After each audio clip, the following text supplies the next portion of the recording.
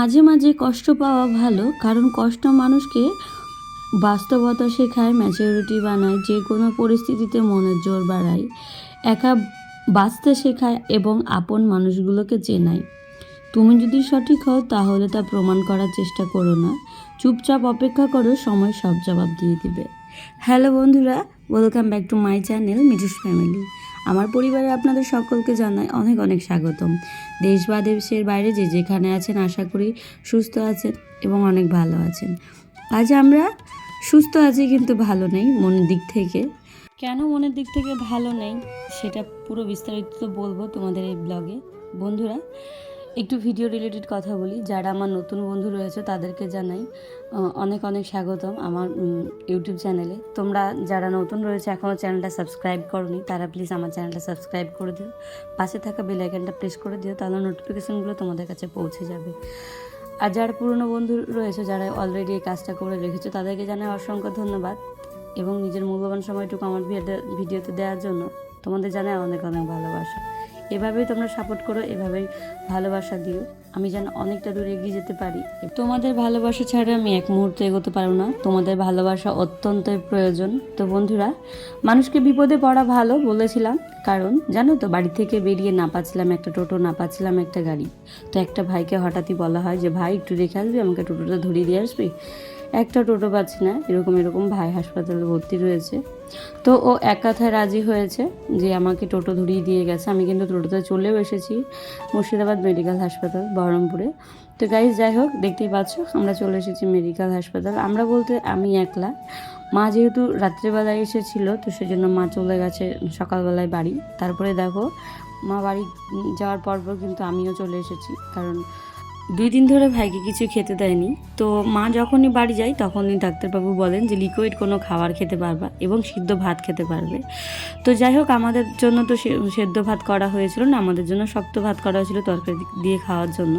তারপরে যেটা করেছিলাম, ভাইয়ের জন্য একটু সেদ্ধ ভাত করে নিয়ে আমি চলে এসেছি আমার ভাইয়ের কাছে। তো বিশ্বাস করবে না, ভাইয়ের মুখের দিকে তাকানো যাচ্ছে না, কারণ 2 দিন ধরে খাওয়া নেই।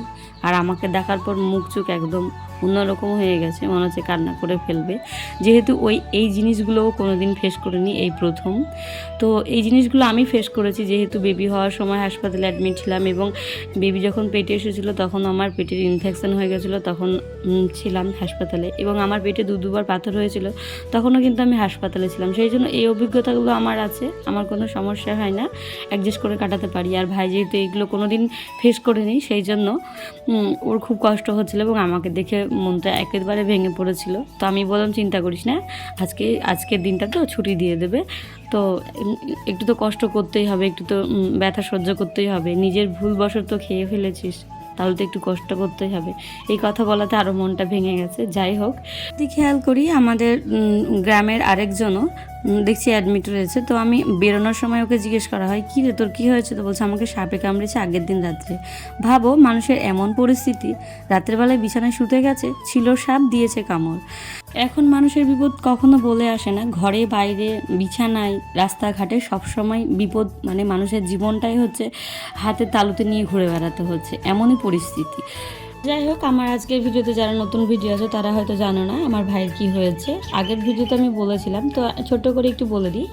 আগের দিন ভোরবেলায়, মানে ভোরবেলায় 3টের সময় গেছিলো জমিতে, মানে ধানের খেতে ধান ঝরাতে। তো সেই ধান ঝরানোর জন্য কিন্তু ডিজেলে হচ্ছে মেশিনগুলো চলে, এখন তো আর পায়ের মেশিন চলে না, তো ডিজেল মেশিনে চলে। তো সেই ডিজেল আর জল একসঙ্গে রাখা ছিল, সেই খুব জল পিপাসা পায়, জল খেতে গিয়ে ডিজেলটা একেবারে ঘটঘট করে খেয়ে নিয়েছিল। তো এই হচ্ছে ব্যাপার। তো যাই হোক, এখন ঘড়ি কাটায়ও 4:30টার মতো বাজে, আর ভাই ফোন করেছিল দুপুরবেলা যে দিদি ছুটি দিয়ে দিয়েছে। তো ছুটি দিয়ে দিয়েছে, তো আমি তোমাদের দাদা ভাইকে পাঠিয়েছিলাম, যেহেতু আমার অলরেডি সকাল থেকে 2বার স্নান করা হয়ে গেছে। আর এখান থেকে বাড়ি যেতাম, মানে বাড়ি থেকে হাসপাতালে যেতে প্রায় টোটো পাওয়া যায় না, আর দুবার টোটো, মানে যাওয়ার সময় টোটো করতে হবে, আসার সময় টোটো করতে হবে। সেই জন্য তোমাদের দাদা ভাই গেছিলো, তোমাদের দাদা ভাই নিয়ে আসলো ভাইকে, আর ভাই এখন স্নান করবে। তো বিশ্বাস করবে না, মনের মধ্যে শান্তিটা তখনই হয় যে বাড়ির কোনো অসুস্থ রোগী যদি সুস্থ হয়ে বাড়ি ফেরে, তো তখন মানে সত্যি কি যে আনন্দ হয় তোমাদের আর কি বলবো। হয়তো আগের দিন আমি তোমাদেরও বলেছিলাম যে এখন আমাদের দরজা দিয়ে সময় খারাপ ঢুকছে, তো এই যে দুদিন দরজা দিয়ে সময় খারাপ ঢুকেছিল ঠিকই, তো এখন এই যে সবাই সুস্থ আছে, সবাই স্বাভাবিক আছে। এখন হয়তো আমাদের ঘরের দরজাটা দিয়ে মানে ভালো সময় ঢুকছে। এখন আমাদের কপালটা হয়তো ভালো, সবাইকে জাস্ট সবাই মিলে এখন আবার আনন্দ করে থাকতে পারবো, আনন্দ করে খেতে পারবো, আর চিন্তা করতে হবে না। দুদিন ধরে যা পরিস্থিতি গেছে তোমাদের হয়তো বলে বোঝাতে পারবো না। তো যাই হোক, ভিডিও শুরুতেই বলেছিলাম মাঝে মাঝে কষ্ট পাওয়া ভালো, তার কারণ কি বলো তো, দুদিন থেকে যে কষ্টটা পেয়েছি ভাইকে নিয়ে হাসপাতাল, বাড়ি এবং বারবার ফোনের উপর ফোন, এবং বাড়ির থেকে মা এবং ভাই দুজনেই হাসপাতালে রয়েছে। তো সারাটা দিন এবং রাত্রি কিভাবে যে কাটিয়েছিলাম, কি কষ্টতে যে কাটিয়েছিলাম তোমাদের হয়তো বলে বোঝাতে পারবো না। তো এতে আমার বাস্তবতা আমাকে শিখিয়েছে এবং ম্যাচুরিটি বানিয়েছে। তো আমি একা ছিলাম, সংসারের সব কিছু সামলেছিলাম, এটা হচ্ছে আমার বাস্তবতা, মানে শিখিয়েছিল আমাকে যে একা থাকতে হবে, একাই করতে হবে। ম্যাচুরিটি বানায় যে কোনো পরিস্থিতিতে মনের জোর বাড়ায়।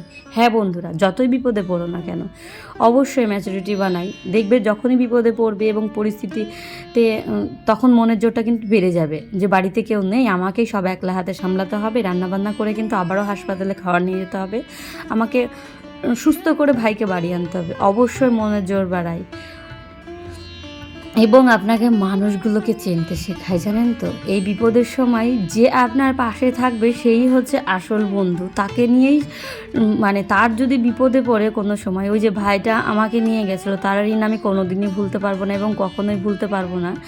তো এই জন্য হচ্ছে মানুষকে বিপদে পড়তে হয় মাঝে মাঝে, কিছু কিছু মানুষগুলোকে চিন্তা হয়। কারণ আমার গ্রামের 2-3টে টুকটুকি আমি বলেছি যে যাওয়ার জন্য, তারা কিন্তু একেবারেই যায়নি। তো সেই জন্য আমি বললাম যে ও যে ভাইটা আমাকে রাখতে গেছিলো সেই ভাইটার কিন্তু প্রচুর কাজ ছিল, তবু আমাকে রাখতে গেছে। তো সেই জন্যই বললাম আপন মানুষগুলোকে চেনাই, মানে বিপদের সময় যে পাশে থাকে সেই হচ্ছে আপন মানুষ। যাই হোক, তো চলো বন্ধুরা, এই যে দেখতে পাচ্ছ বিকেলবেলায় তোমাদের দাদাভাই পারছে পেঁপেটা পেকে গেছে, আর আমাদের ভাইও কিন্তু বাড়ি চলে এসেছে, ভাই খাওয়া দাওয়া করে নিয়েছে। আমরা দেখতেই পাচ্ছ আগের দিন কিন্তু খুব কষ্টে ছিলাম, মনগুলো একদম মরা মরা হয়েছিল, আর এখন সবার মনে আনন্দ আছে এবং সবাই খুব হ্যাপি আছি।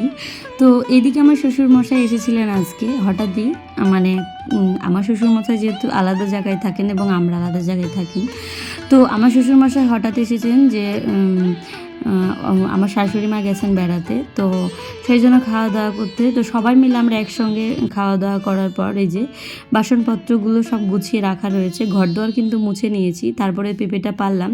এই যে তারপরে বিকেলের কাজকামগুলো শুরু করেছি। বিকেলে মেয়েদের কিন্তু অনেক কাজকাম থাকে, বিকেলে সেরকম কাজ আর তোমাদের সঙ্গে শেয়ার করা হয় না, তো আজকে বিকেলের কাজকামগুলোই শেয়ার করব। তো বন্ধুরা, এদিকে শ্বশুরমশাই এবং মেয়ে গেছে ঘুরতে, অনেকটা দিন পর মেয়েকে নিয়ে বেরিয়েছে শ্বশুরমশাই। আজকে মেয়ে ও দাদুর সঙ্গে গেছে এই পাড়ার দিকে ঘুরতে। তো যাই হোক, এদিকে আমি মুরগিগুলোকে খেতে দিচ্ছি বিকেলবেলায়, কারণ সকাল থেকে ঠিকমতো খেতে দেওয়া হয়নি মুরগিগুলোকে, যেহেতু বাড়িতে ছিলাম না, তো সেই জন্য এই যে মুরগিগুলোকে খাবার দিয়ে নিচ্ছি। আর এখন হচ্ছে ওই বিকেল ওই 5টা মতো বাজে। ভিডিও শুরুতে আবারও তোমাদের একটা কথা বলেছিলাম, যদি তোমরা সঠিক হও তাহলে তা প্রমাণ করবার চেষ্টা করো না, চুপচাপ অপেক্ষা করো, সময় সব জবাব দিয়ে দেবে। হ্যাঁ বন্ধুরা, এই কথাটা আমার সঙ্গে অনেকটা মিল রয়েছে। আমি প্রথম থেকে শ্বশুরবাড়িতে ভালো ছিলাম, মাঝে গিয়ে খারাপ হয়ে গেছিলাম 3 বছর পর। সেই 3 বছরে অনেক ঝগড়া ঝামেলা, অনেক কুটুনচুটি আমাকে ফেস করতে হয়েছিল। তখন আমি ভাবলাম এখান থেকে আমাকে বেরোতে হবে এবং চুপচাপ আমাকে থাকতে হবে। আমি যে ভালো সেটা আমাকে প্রমাণ করার দরকার নেই। বিশ্বাস করবে না, তখন আমি যদি হয়তো চুপচাপ না থাকতাম তাহলে এই সময়গুলো হয়তো দেখতে পারতাম না। যারা এখন ভুল করেছে তারাই এখন মানে কি বলবো, আমাকে মামা করে পাগল হয়ে যায়, কথা বলার জন্য পাগল হয়ে যায়। তো এই কথাই আমি তোমাদের বলবো যে তুমি যদি সঠিক হও তাহলে তা প্রমাণ করার চেষ্টা করো না, চুপচাপ অপেক্ষা করো, সময় জবাব দিয়ে দেবে। তো এটা আমার অনেকটাই মানে হ্যাপি, মানে আমি চাই না কাউকে ছোট করে কথা বলতে এবং কাউকে অসম্মান করতে। হ্যাঁ, পরিবার থাকলে ঝগড়া ঝামেলা হবেই, অশান্তি লাগবেই, তা বলে এই নয় যে মানুষ ভুল করবে, সে যদি ভুলটা বুঝতে পারে সেটাই হচ্ছে তার সাজা। তো মানুষ বলতে আমার হয়তো শ্বশুরমশাই শাশুড়ি একদিন ভুল করেছিল, তো সেই ভুলটা বুঝতে পেরেছে, ওটাই ওনাদের কাছে অনেকটা। তো আমি তো ক্ষমা না করে থাকতে পারি না, যতই হোক শ্বশুর শাশুড়ি মানে হচ্ছে বাবা মা। তো বিশ্বাস করো আমার মনে যখন ওই বিষয়গুলো ছিল তখন একটু রাগ খুনসুটি ছিল, কিন্তু এখন বিশ্বাস করো ওই জিনিসগুলো আর নেই। আমি মনে করি যে পরিবারের সবাই মানে একজন না একজনকে ছাড়া চলতে পারবে না। তো আমি এটাই মনে করি, কিন্তু ওনারা কি মনে করেন সেটা আমি জানি না। কিন্তু আমি এটা মনে করি মানুষ আজ আছে কাল নেই, আজ মরলে কাল দুদিন। তো এই কথাটা আমি সবসময় মাথায় রাখি। আজ যদি হঠাৎ আমার কিছু হয়ে যায় কিংবা কাল যদি ওনাদেরও হঠাৎ কিছু হয়ে যায়, কারণ মাঝে যেই দিনগুলো ঘটে গেছে সেই দিনের কথাগুলো কিন্তু নিজেদেরকে মনে মনে কুরে কুরে খাবে। সেই জন্য আমি হিংসা বিবাদ কোনো কিছুই মনে করি যে মনে রাখবো না। কিন্তু বিশ্বাস করো পুরনো যেই কথাগুলো সেগুলো হয়তো একটু দুঃখ পেলে কিংবা কষ্ট পেলে তখন কিন্তু সেই বিষয়গুলো হয়তো মনের মধ্যে ভেসে ওঠে, সেগুলো থেকে বেরিয়ে আসা কিন্তু সম্ভব হয় না। তো যাই হোক, এমনিতেও দেখবে মাটির হাঁড়ি যদি ভাঙা পড়ে যায় সেই মাটির হাঁড়ি জোড়া লাগালে কিন্তু একটু দাগ থাকেই। তো তা বলে এই নয় যে দাগটাকে সারা জীবন আরও বাড়িয়ে রাখতে হবে, দাগটাকে নেবানোর চেষ্টা করতে হবে এবং পরিবারকে নিয়ে চলতে হবে। আমিও সেটাই মনে করি, জানি না ওনারা কি মনে করেন।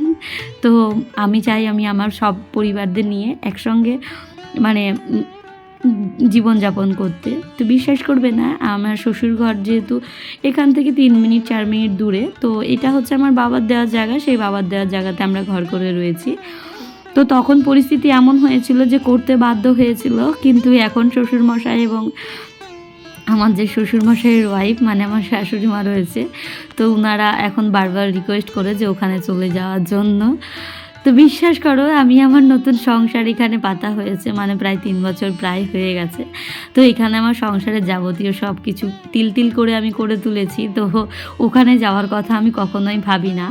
তো ওখানে যেহেতু ওনারা রয়েছেন, তো ওনাদের বিপদ আপদ হলে কিন্তু দেখার দায়িত্ব আমাদেরই, যেহেতু আমরা বড় ছেলের বউ, বড় ছেলে রয়েছে যেহেতু, নিজের ছেলে জন্ম মা বাবাকে দেখার কর্তব্য কিন্তু তারও রয়েছে, এবং আমি যেহেতু বড় ছেলের বউ কিন্তু সেই কর্তব্যগুলো আমারও রয়েছে। ওরা সেটা ভালোবাসা দিয়ে নিতে পারুক বা না নিতে পারুক, আমি আমার যতটুকু ভালোবাসা দিয়ে চেষ্টা করি দেওয়ার। তো যাই হোক বন্ধুরা, তোমাদের সঙ্গে গল্প করতে করতে কিন্তু এইদিকে আমার রুটিটাও হয়ে গেছে। এইদিকে সব কিছু মিলিয়ে একটা 5 তরকারিও করে নিয়েছি। যেহেতু শ্বশুরমশাই আবার রুটি নিতে আসবে, উনি হচ্ছে খাওয়া দাওয়া করে গেছেন, বাড়ির একটু টুকিনাকি যে কাজগুলো থাকে সেইগুলো করার জন্য। টুকিনাকি কাজ বলতে ঘরের মধ্যেই থাকে, আর সেরকম ঘরে কোনো কাজ থাকে না, যেহেতু শাশুড়ি নেই, একলা শ্বশুরমশাই আছে।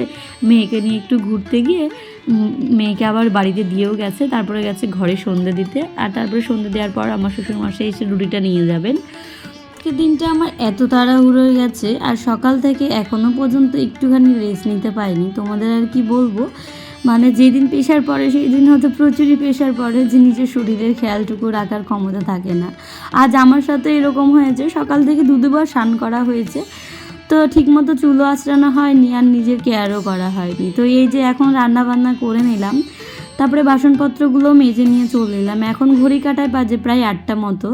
আর এই যে এখন আমি রান্নাঘরটা সুন্দর করে পরিষ্কার করে মুছে নিয়ে বাসনপত্র আবার জায়গা মতো রেখে দিলাম। ঘুম থেকে উঠে সকালবেলায় কিন্তু আবারও এগুলো ব্যবহার হবে। তো রান্নাবান্না করার পর এই যে জিনিসপত্রগুলো সুন্দর করে গুছিয়ে রাখাটা কিন্তু একটা মেয়েরই কর্তব্য।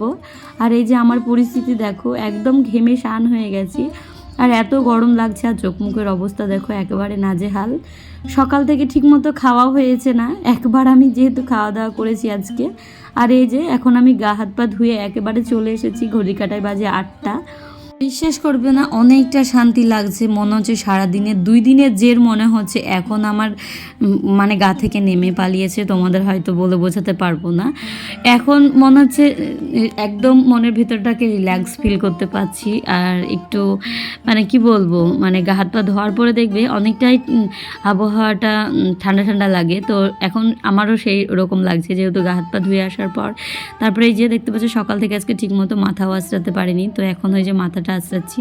আর চুলটাকে উঁচু করে করে বেঁধে আমার চুলের অবস্থাটা দেখো, ওই জায়গায় একেবারে উঁচু হয়ে থেকে গেছে। আবারও এই যে এই গরমের মধ্যে চুল ছেড়ে রাখাটা একেবারে অসম্ভব ব্যাপার, সেই জন্য এই যে আবারও গুটিয়ে উঁচুতে বেঁধে নিচ্ছি কাজের মাসির মতো। আর হ্যাঁ, আমি বাড়িতে কাজের মাসির মতনই থাকি। একটা মেয়ে সারাদিন কাজকর্ম করতে করতে ওই পুরো কাজের মাসির ফেল হয়ে যায়। কাজের মাসি হয়তো একটা কাজ একবার করে দিয়ে চলে যায়, আর আমাদের কিন্তু বউদের সংসারের সব কাজই সামলাতে হয়।